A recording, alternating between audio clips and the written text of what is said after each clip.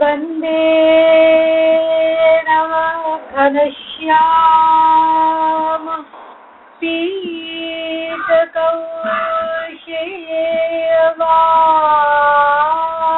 पीतकौशेयवाससं सानन्दं सुन्दरं शुद्धं श्रीकृष्ण प्रकृते परं नमः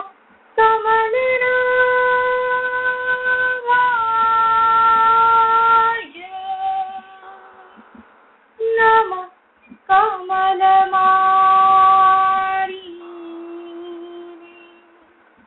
नमः कमलपादाय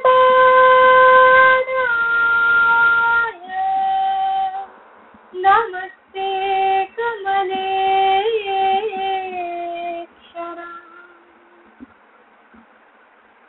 নিয়ম অনুসার কিছু সময় হরিনাম সংকীর্তন হোক, তৎপশ্চাৎ ভাগবত তত্ত্বে প্রবেশ করা যাবে। ভজ গিরিধর গোবিন্দ গোপাল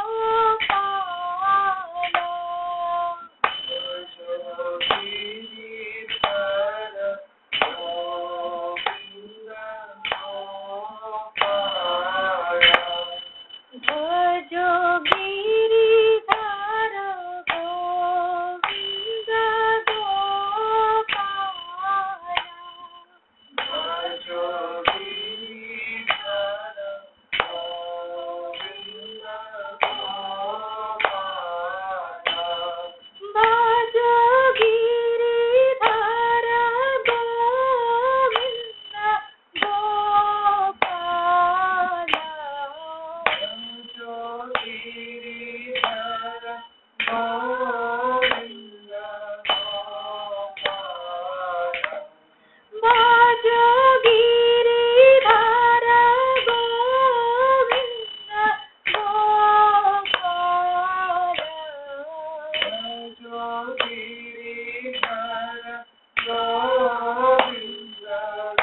गोपाल भज गिरिधर गोविन्द गोपाल भज गिरिधर गोविन्द गोपाल भज गिरिधर गोविन्द गोपाल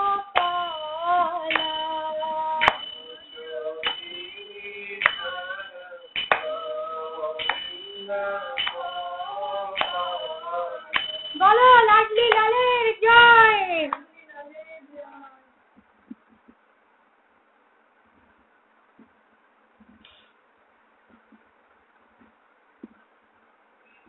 বিগত 10 সপ্তাহে পুরো প্রথম স্কন্ধ ভাগবতে শ্রবণ করেছেন জনতা। মাঝখানে অনেকদিন গ্যাপ চলে গেছে, তার জন্য মনে হয় কিছুটা পুনরাবৃত্তি করা দরকার। তাই খুব সংক্ষেপে পুনরাবৃত্তি করব, যাতে পরের ঘটনাগুলোর সাথে সঙ্গতি বজায় থাকে।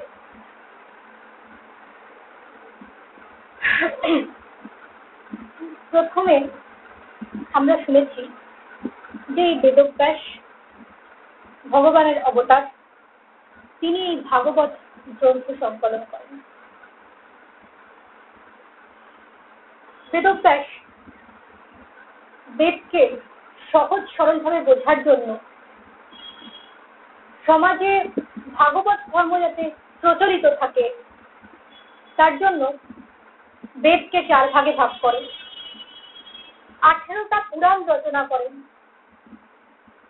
ব্রহ্মসূত্র রচনা করেন, মহাভারত রচনা করেন। কিন্তু তা সত্ত্বেও কোথায় যেন একটা অপূর্ণতা থেকে যায়, অপ্রসন্নতা থেকে যায়। তিনি এত কিছু রচনা করার পরে শান্তি পেলেন না, ভীষণ চিন্তিত অবস্থায় ছিলেন। তো শ্রীহরির আদেশে দেবশ্রী নারদ তার সামনে আসেন এবং বেদব্যাসকে ভাগবত ধর্ম নিরূপণ করার জন্য প্রবেশ করে। নারদজি তার বাল্যকালের খুব সুন্দর একটা গল্প বেদব্যাসকে শোনান, যাতে ভাগবত তত্ত্বের মাহাত্ম্য নিরূপণ করা হয়েছে এবং ভাগবত গ্রন্থ রচনা করার জন্য প্রবেশ করে। এরপর বেদব্যাস শ্রীহরির চরণে আত্মসমর্পণ করেন এবং শ্রীহরির মায়াকে নিজের চোখে প্রত্যক্ষ দর্শন করেন। তারপর ভাগবত গ্রন্থ রচনা করেন। ভাগবত গ্রন্থ রচনা করার পরই তিনি তার পুত্র সুখদেবকে এটা শোনান। সৌনকজির মনে প্রশ্ন জাগলো যে সুখদেব তো ব্রহ্মানন্দে মত্ত, সেই এত বড় ভাগবত শাস্ত্র কি করে ধৈর্য ধরে পড়লো? পরীক্ষিত তারপর সুখদেবের কাছ থেকে শুনেছে এই ভাগবত তত্ত্ব। তো পরীক্ষিত তো এত বড় এক রাজা, বিশাল বড় রাজা, সে রাজা হয়ে কি করে ধৈর্য ধরে তার রাজকাজ ছেড়ে ভাগবত তত্ত্ব শুনলো সুখদেবের থেকে? এই প্রশ্নগুলো করে। তো তার উত্তরে সুখজি বলে যে সুখদেব যখন ব্রহ্মানন্দে মগ্ন ছিলেন, হঠাৎ করে পুতনা মোক্ষণ লীলা তার কানে এসে পৌঁছয়। এই লীলা শ্রবণ মাত্রই সুখদেব তার ব্রহ্মানন্দ ভুলে কৃষ্ণানন্দে মেতে ওঠে। কৃষ্ণের প্রতি তার চিত্তবৃত্তি আকৃষ্ট হয়ে যায়। তারপরেই সমুদয় ভাগবত শাস্ত্র অধ্যয়ন করে। এবার পরীক্ষিত কিভাবে শোনে? কুরুক্ষেত্রের যুদ্ধের পর পরীক্ষিত যখন উত্তরার গর্ভে থাকে, অশ্বত্থামা ব্রহ্মাস্ত্র নিক্ষেপ করে। তো ভগবান শ্রীহরি উত্তরার গর্ভে প্রবেশ করে পরীক্ষিতকে রক্ষা করেন। এরপর শ্রীকৃষ্ণ পাণ্ডবদের ছেড়ে দ্বারিকায় যেতে উদ্যত হলে মাতা কুন্তী তাকে আটকে দেয়, যেতে দেয় না। তো কুন্তীকে আনন্দ দেওয়ার জন্য ভগবান আবার কিছুদিন পাণ্ডবদের সাথে থেকে যান। এরপর আবার যখন তিনি দ্বারকায় ফিরতে চাইলেন, যুধিষ্ঠির মহারাজ অত্যন্ত শোকগ্রস্ত হয়ে ভগবানের সামনে দাঁড়ান। ভগবান তার শোক দূর করার জন্য আবার কিছুদিন হস্তিনাপুরে থেকে যান। যুধিষ্ঠিরকে শান্ত করার জন্য পিতামহ ভীষ্ম, তিনি মৃত্যুশয্যায় শায়িত ছিলেন, তার কাছে নিয়ে যায়। ভীষ্মদেব অনেক সুন্দর সুন্দর উপদেশ বাক্য দিয়ে যুধিষ্ঠিরকে শান্ত করলেন এবং শ্রীকৃষ্ণের চরণে আত্মসমর্পণ করে পরম ধাম প্রাপ্ত হলেন। এরপর শ্রীকৃষ্ণ অর্জুনকে নিয়ে আবার দ্বারিকায় ফিরে যায়। ইতিমধ্যে বিদুর, তিনি তীর্থ ভ্রমণে গেছিলেন, তিনি পুনরায় হস্তিনাপুরে ফিরে আসেন এবং সকলের অলক্ষ্যে ধৃতরাষ্ট্র এবং গান্ধারীকে নিয়ে সেখান থেকে চলে যান। এরপর যুধিষ্ঠির মহারাজ সুন্দরভাবে রাজকার্য সামলাতে থাকেন। এমন সময় অনেক অমঙ্গল সূচক চিহ্ন তিনি দেখতে পান। তিনি দুর্ঘটনার আভাস পেতে থাকেন। তিনি চিন্তা করতে থাকেন কি ঘটনা ঘটল। এই সময় অর্জুন এসে তার সামনে দাঁড়ায় এবং শ্রীকৃষ্ণের স্বধামে প্রত্যাগমনের কথা তাকে বলে। শ্রীকৃষ্ণের স্বধামে প্রত্যাগমনের কথা শোনা মাত্রই কুন্তী দেবী ধ্যানস্থ হয়ে প্রাণ ত্যাগ করেন। এরপর পাণ্ডবরা সমস্ত রাজ্যভার পরীক্ষিতের হাতে সঁপে দিয়ে মহাপ্রস্থানে চলে যায়। খুব অল্প বয়সেই মহারাজ পরীক্ষিতের উপর ভারী সত্তার বোঝা চাপানো হয়। তো পরীক্ষিত সমস্ত পৃথিবীর একচ্ছত্র সম্রাট হয়। বেদজ্ঞ ব্রাহ্মণদের পরামর্শ নিয়ে রাজকার্য সামলাতে থাকে। একদিন পরীক্ষিত রাজ্যের সীমা পরিমাপ করার জন্য তার সাম্রাজ্যের বাইরে বেরোয়। দেখতে পায় এক করুণ ঘটনা। এক শূদ্র এক গাভী আর বিষকে পদাঘাত করছে। এই সূত্রকে পরীক্ষিত বুঝতে পারে যে এই দুষ্ট কলি, আর গাভী হচ্ছে সাক্ষাৎ ধরণী মাতা, আর এই বৃষ হচ্ছে ধর্ম। তো সেই কলিকে দমন করার জন্য পরীক্ষিত যখন উদ্যত হলেন, কলি তার শরণাগত হয়ে গেল। শরণাগতকে রক্ষা করা ক্ষত্রিয়ের ধর্ম।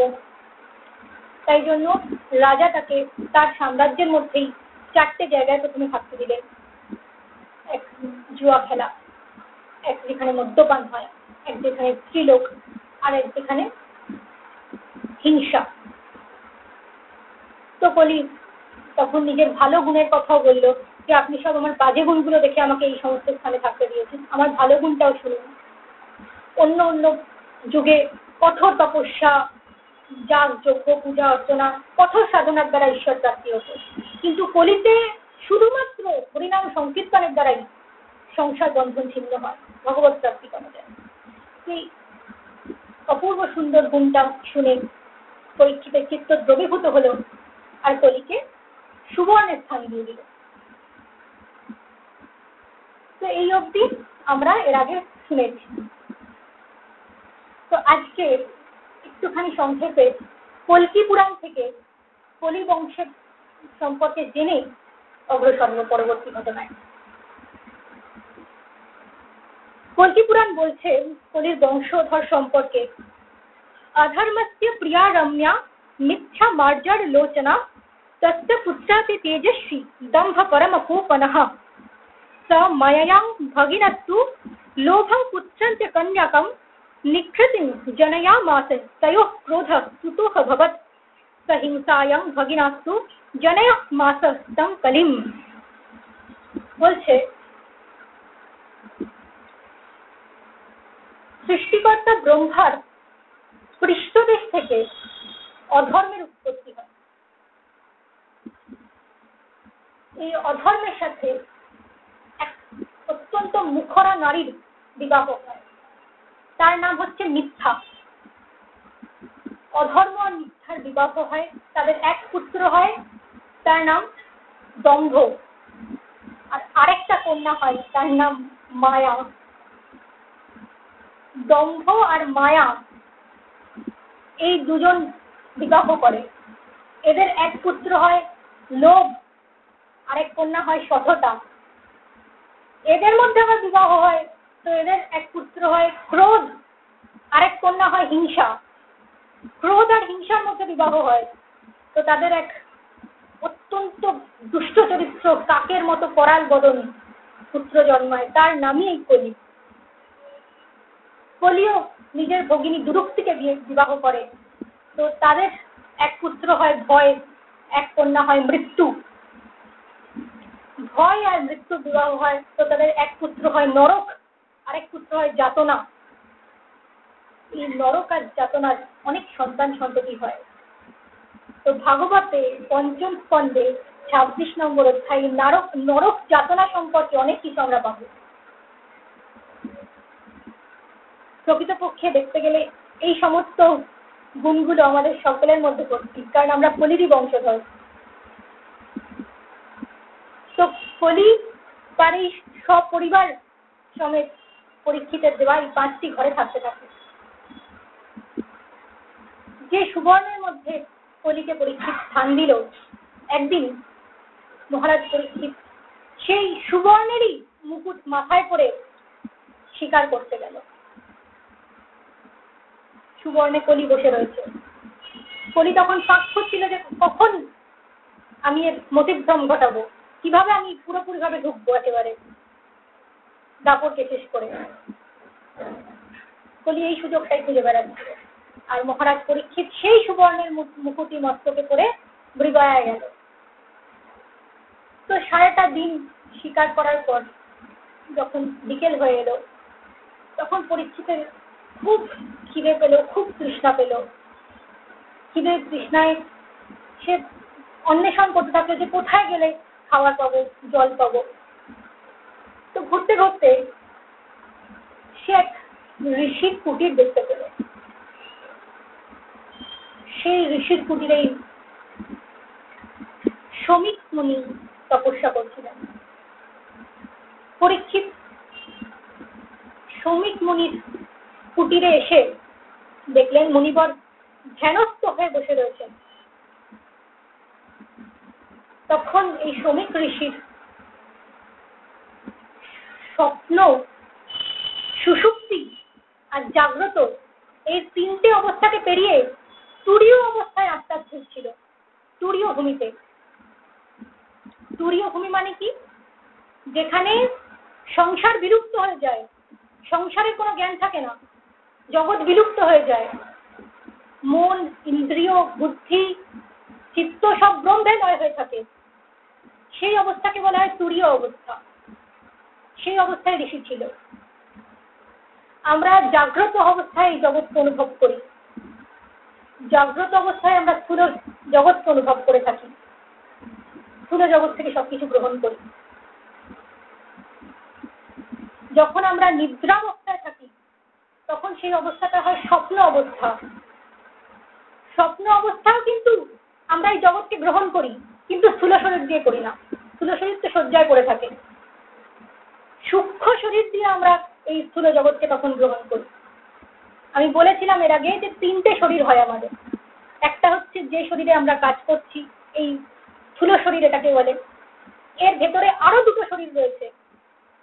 একটা হচ্ছে সূক্ষ্ম শরীর আর একটা হচ্ছে কারণ শরীর। যখন আমরা ঘুমাই নিদ্রাবস্থায় আমাদের স্থূল শরীর কাজ করে না, সূক্ষ্ম শরীর কাজ করে। চিন্তা করো, সূক্ষ্ম শরীর দিয়ে আমরা রসগোল্লা খাই ঘুমের মধ্যে, সূক্ষ্ম শরীর দিয়ে লোকের সাথে গল্প করি, নরকে যাই, স্বর্গে যাই, কত কিছু করে বেড়াই। এই যে জগৎ সম্পর্কে অনুভূতি, সেটা সূক্ষ্ম শরীর দিয়ে আমরা করি।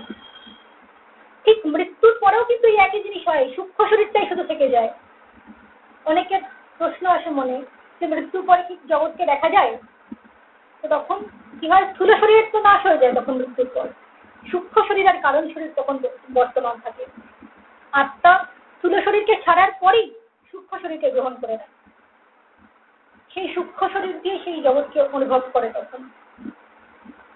তো ঠিক একই জিনিস স্বপ্নাবস্থাতেই হয়, শুধু পার্থক্য এটুকুই, স্বপ্নাবস্থায় দেহে প্রাণ থাকে, আত্মা থাকে, তাই জন্য তাকে মৃত বলা হয়, জীবিত বলা হয়।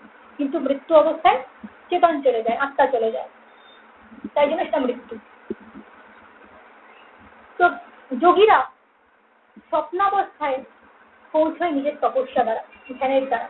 আমরা যেমন ঘুমের মধ্যে দিয়ে পৌঁছাই, তারা সাধনার দ্বারা পৌঁছায় স্বপ্নাবস্থায়। সাধনাবস্থায় যোগীদের স্বপ্নাবস্থাতে পৌঁছাটাকেই ধ্যান বলে। এর থেকেও উপরে একটা অবস্থা আছে, যে অবস্থায় আত্মা নিজ স্বরূপে স্থিত হয়, আত্মা আত্মাতে স্থিত হয়। সেই অবস্থাকে বলা হয় সমাধি অবস্থা।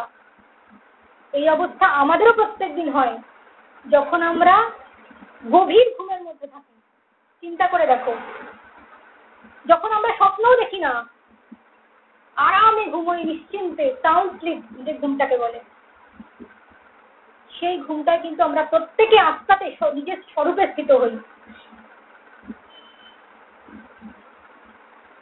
তো এই সময় আমরা এতই আরামে ঘুমোই, এতই ঘুমটা গভীর হয় যে সেখান থেকে যদি কেউ আমাদেরকে ডাকে, সঙ্গে সঙ্গে কিন্তু উঠতে পারবো না।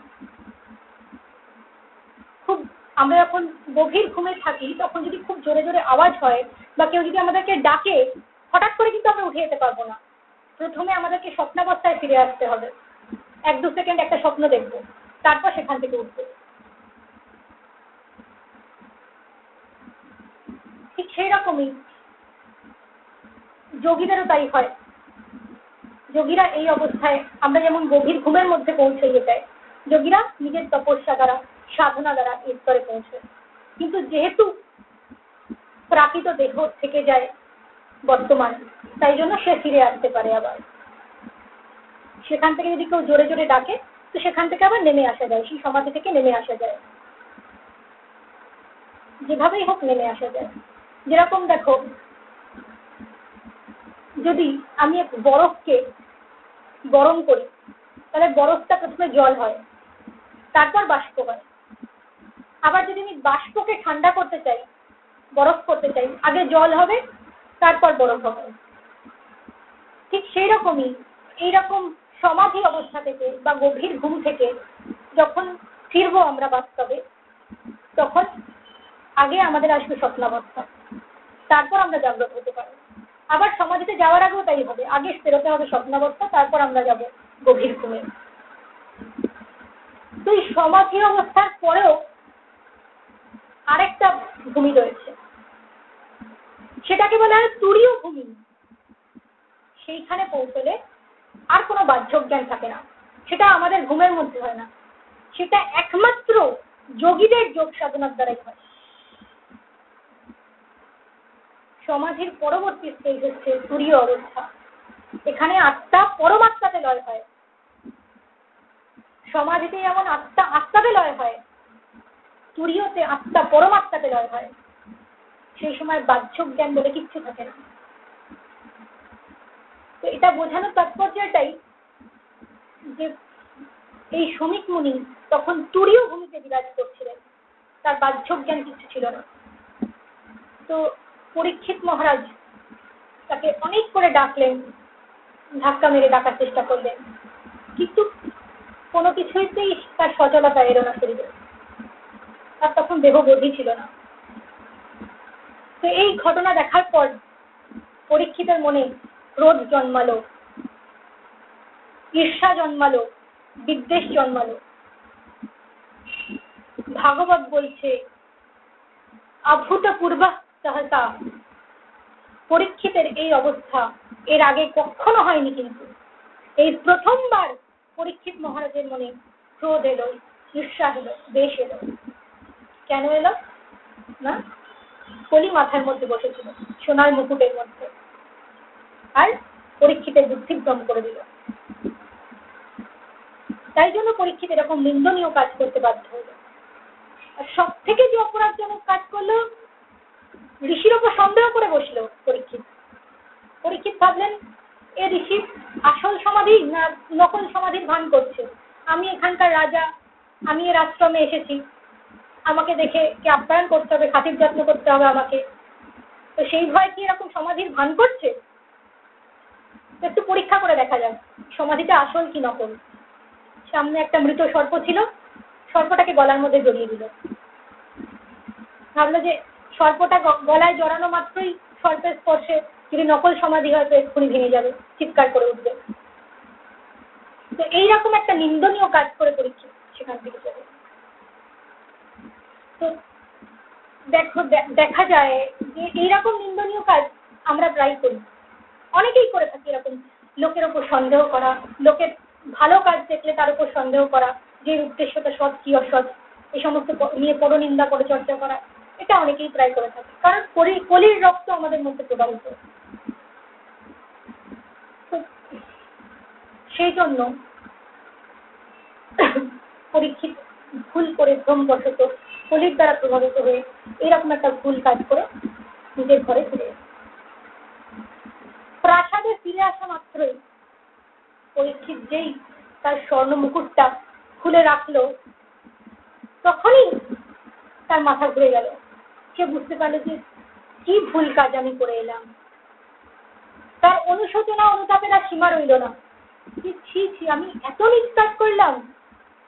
अहो मया नीच मनार्जवत्कृतम, ओहो আজকে আমার কি হলো, আমি এরকম নীচ অনার্জিত কাজ করে এলাম। আমি তো কোনোদিন এরকম করিনি। কিন্তু আমার ফুল কলঙ্ক হয়ে দাঁড়িয়ে গেলাম। আমার পূর্বপুরুষ পাণ্ডবরা যে সুযশ, যে সুকৃতি তাদের, সেই সুকৃতি আমি নিমেষের মধ্যে ফুলে মিশিয়ে দিলাম। এত পাপাচার করলাম আমি। আজকেই যেন আমার রাজ্য, মান, প্রতিষ্ঠা সব ধ্বংস হয়ে যায়। এত পাপ করেছি আমি। তো এমন সময় শমিক মুনির পুত্র শৃঙ্গি মুনি, তখনও বালক, নদীর তটে বালকদের সাথে খেলা করছিল। তো তার একটা বন্ধু ছুটে ছুটে এসে তাকে বলল যে পরীক্ষিত মহারাজ তার পিতার সাথে কি দুর্ব্যবহার করেছে। এই কথা শোনা মাত্রই শৃঙ্গি মুনি ক্রোধে জ্বলে উঠল, তার অধরষ্ট কাঁপতে থাকলো। সে নদীর জল সঙ্গে সঙ্গে হাতে তুললো, আচমন করে পরীক্ষিতকে একটা বিশাল বড় অভিশাপ দিয়ে দিল। কি বলছে অভিশাপ? ইতি লঙ্ঘিত মর্যাদাং তক্ষকঃ সপ্তমেহনি দংশতি স্ম কুলাঙ্গারং চোদিত মে ততদ্রুহম। এই কুলাঙ্গার পরীক্ষিত আমার পিতার সাথে এরকম দুর্ব্যবহার করেছে, সে নিজের রাজমর্যাদাকে উল্লঙ্ঘন করেছে। আজ থেকে সপ্তম দিনের মধ্যে, সপ্তম দিবসেই তক্ষক নামক নাগ একে দংশন করবে, আর এতেই এর মৃত্যু হবে। এরপর এই অভিশাপ দিয়ে সিংহীমুনি তার পিতার কুটিরে শমিক মুনির কাছে চলে এলেন। এসে দেখেন শমিক মুনি তখনও ধ্যানস্থ অবস্থায় আছে, আর মৃত সর্প তার গলায় ঝুলছে। সেই দেখে মনের কষ্টে খুব কান্নাকাটি করলো, খুব বিলাপ করলো সিংহীমুনি। ইতিমধ্যে ঋষির ধ্যান ভঙ্গ হলো, শমিক মুনির ধ্যান ভঙ্গ হলো। তো শমিক মুনি দেখলেন যে তার পুত্র তার সামনে কান্নাকাটি করছে, আর তার গলায় একটা মৃত সর্প। সে তার পুত্রের মুখ থেকে সমস্ত কিছুই শুনল। শোনার পর সিংহীমুনির অভিশাপের কথাও শুনল, পরীক্ষিতকে যে অভিশাপ দিয়েছে। শুনে তো সেই শমিক মুনির অনুশোচনার অনুতাপের আর শেষ রইল না। সে পুত্রকে বকাবকি করলো যে, মূর্খ বালক, তুমি কি কাজ করলে এরকম? রাজা স্বয়ং ঈশ্বরের প্রতিনিধি হয়, স্বয়ং নারায়ণী রাজার উপর বিরাজ করে মর্তভূমিতে, আর পরীক্ষিতের মতো তুমি মহাত্মা এরকম ধর্মনিষ্ঠ রাজাকে এরকম অপমাননা করলে? কি পাপ কাজ করলে? তুমি জানো তার অবর্তমানে কি হবে? চোর, ডাকাত, অত্যাচারী লোক এই সমাজকে তছনছ করে দেবে। খুব অনুশোচনা করলেন। আরো বললেন যে মহারাজ পরীক্ষিত ক্ষুধার্ত ছিল, তৃষ্ণার্ত ছিল, এরকম অবস্থায় সে এসেছে আমার কাছে, সে এরকম একটা ছোটখাটো ভুল করে দিয়েছে ক্ষুধার্ত অবস্থায়, এটা তুমি এত বড় অভিশাপ দিয়ে দিলে তাকে? খুব ভুল কাজ করেছে। তিনি ভগবানের কাছে প্রার্থনা করলেন যে এই বালক নিতান্তই মূর্খ, ভগবান যেন একে ক্ষমা করেন। তো দেখো, মুনিদের, ঋষিদের চরিত্রই এরকম হয়। যারা প্রকৃত মুনি হয়, ঋষি হয়, তারা কখনো বিশাল বড় অপরাধকেও অপরাধের মধ্যে ধরে না। তাই জন্য পরীক্ষিতের এই অপরাধকে ধর্তব্যের মধ্যে আনল না শমিক মুনি। তো এরপর একজন গিয়ে পরীক্ষিতকে খবর দেওয়ার জন্য একজনকে পাঠালো শমিক মুনি। তো পরীক্ষিত এদিকে ভীষণ দুঃখিত অবস্থায় ছিলেন প্রাসাদে। পরীক্ষিত চিন্তা করছিলেন যে কি দণ্ড পেলে, কি শাস্তি পেলে আমি অপরাধ থেকে মুক্ত হব, কিন্তু কোনো উপযুক্ত দণ্ডই তিনি খুঁজে পাচ্ছিলেন না। অনেক কঠিন কঠিন দণ্ড তার কাছে যেন মনে হচ্ছিল এটা কিছুই না আমার জন্য, এর থেকেও কঠোর দণ্ড আমার দরকার।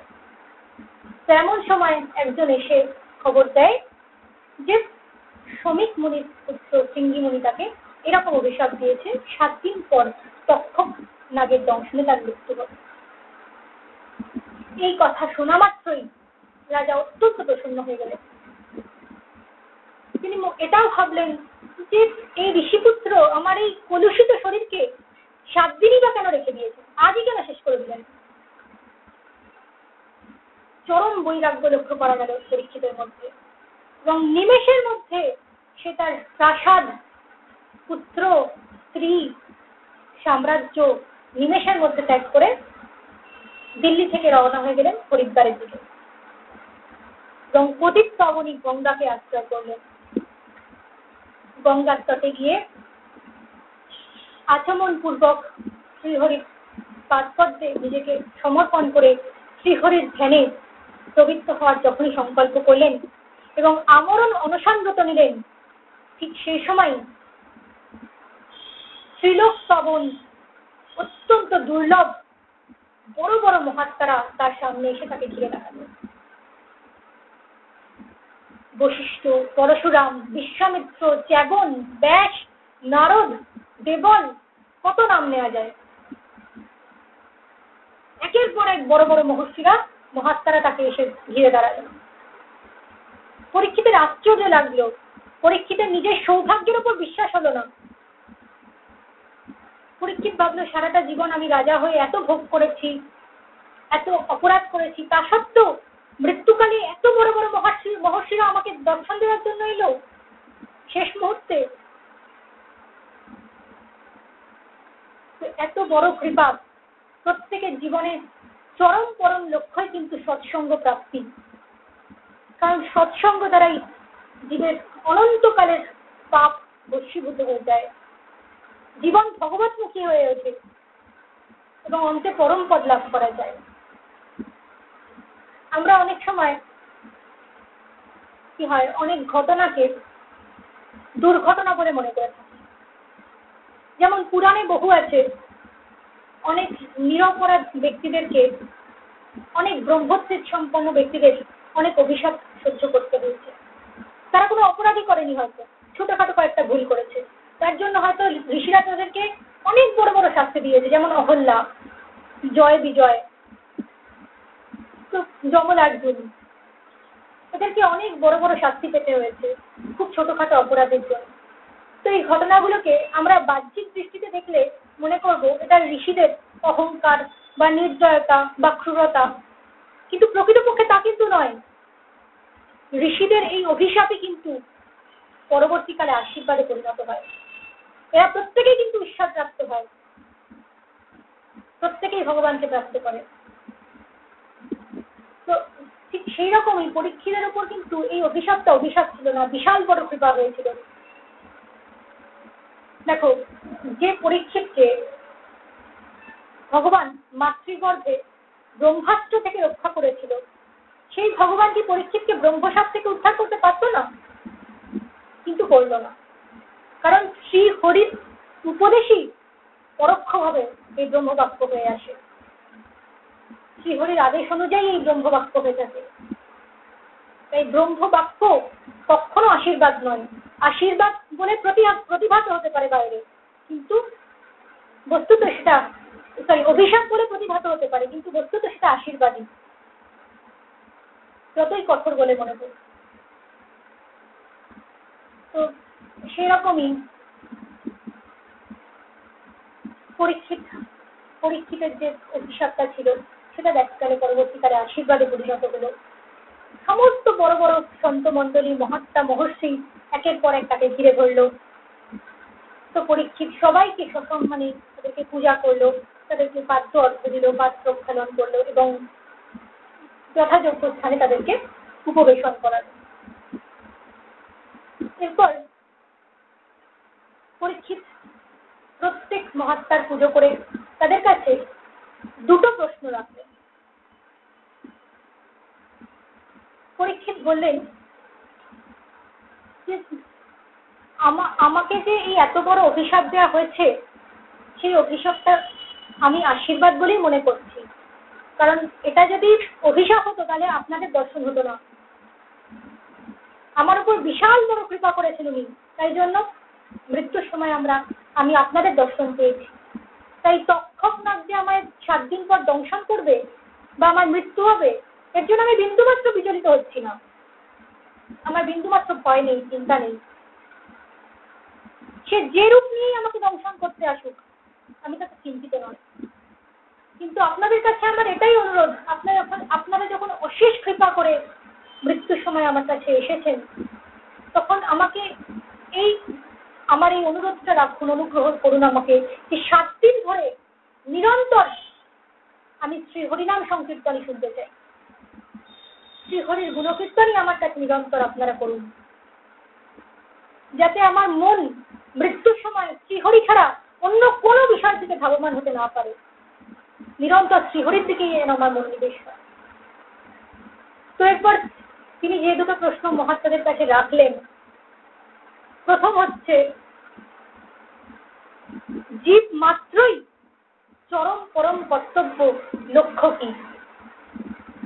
প্রত্যেক জীবের চরম পরম লক্ষ্য কি, কর্তব্য কি জীবনে? আরেকটা প্রশ্ন জিজ্ঞাসা করলেন, আসন্ন মৃত্যু পথযাত্রীর অবশ্য করণীয় কর্তব্য কি? তো যেই এই 2 প্রশ্ন মহাত্মাদের কাছে করলেন, দেখা গেল এক ষোড়শ বর্ষীয় বালক, অত্যন্ত সুন্দর দর্শন, সেই বালক অবধূত বেশে, দিগম্বর বেশে সেখানে পরীক্ষিতের সামনে এলেন। তার পরনে কোনো রকম বস্ত্র ছিল না, তারপর শরীর ধুলো মাখা ছিল, শরীর বোধই তার ছিল না। পেছন পেছন কয়েকটা বালক তাকে উপহাস করতে করতে, তার ঠাট্টা করতে করতে আসছিল, তাকে ইট ছুঁড়ে মারছিল, কিন্তু তার সেদিকে কোনো ভ্রুক্ষেপই ছিল না। তাকে যে মারা হচ্ছে, তার পেছন পেছন যে উপহাস করতে করতে আসা হচ্ছে, সেদিকে তার বোধই ছিল না। সে আত্মানন্দে মগ্ন হয়ে, কৃষ্ণ প্রেমে বিভোর হয়ে সেখানে আসছিল। তাকে দেখা মাত্রই পরীক্ষিত মহারাজ চিনতে পারলেন যে ইনি সাক্ষাৎ ভগবান শুকদেব। তো শুকদেবকে দেখা মাত্রই অন্যান্য ঋষিরা উঠে দাঁড়ালেন। পরীক্ষিত মহারাজ দৌড়ে গিয়ে তার পাদ প্রক্ষালন করলেন, তার পূজা করলেন, এবং মহারাজ পরীক্ষিত পুজো করছে দেখে অন্যান্য বালকরা পালালো। ভাবলো রাজা পুজো করছে, এখন যদি আমরা এর পেছনে লাগি এক্ষুনি আমাদেরকে শাস্তি দেবে। তো তারা ভয়ে পালালো। তো পরীক্ষিত শুকদেবের কাছেও এই দুটো প্রশ্নই করলেন। দেখো, পরীক্ষিত এত বড় রাজা, সে পারলে কিন্তু রাজ্য ছেড়ে কখনো আসত না। সে চাইলে রাজসভায় বসেই ধর্মসভা ডাকতে পারত। তার কাছে তো অনেক চেনা জানা মহাত্মা, বড় বড় ঋষিরা তার রাজসভায় আসতো। তাদেরকে বলতে পারতো যে এরকম একটা বিপদ আমার কাছে আসছে, কি করে বিপদ মুক্ত হওয়া যায়। কিন্তু কত বড় ধর্মাত্মা হলে সে নিমেষের মধ্যে সবকিছু ত্যাগ করে, কাউকে কিছু না জানিয়ে, এবং মৃত্যুই যে জীবনের চরম পরম লক্ষ্য এটা জেনে মুহূর্তের মধ্যে সব ত্যাগ করে চলে আসতে পারে। আর এই বৈরাগ্যের দ্বারাই সে এরকম সন্ত মণ্ডলীর কৃপা লাভ করেছিল। তো এর পরের দ্বিতীয় স্কন্ধ আরম্ভ হচ্ছে। এটা পরের দিন বিস্তারিত ভাবে শুনবো আমরা। প্রথম স্কন্ধ আজকে শেষ হলো। তো বলো শুকদেব ভগবানের জয়, ভক্তবৎসল ভগবানের জয়, গোষ্ঠচন্দ্রের জয়।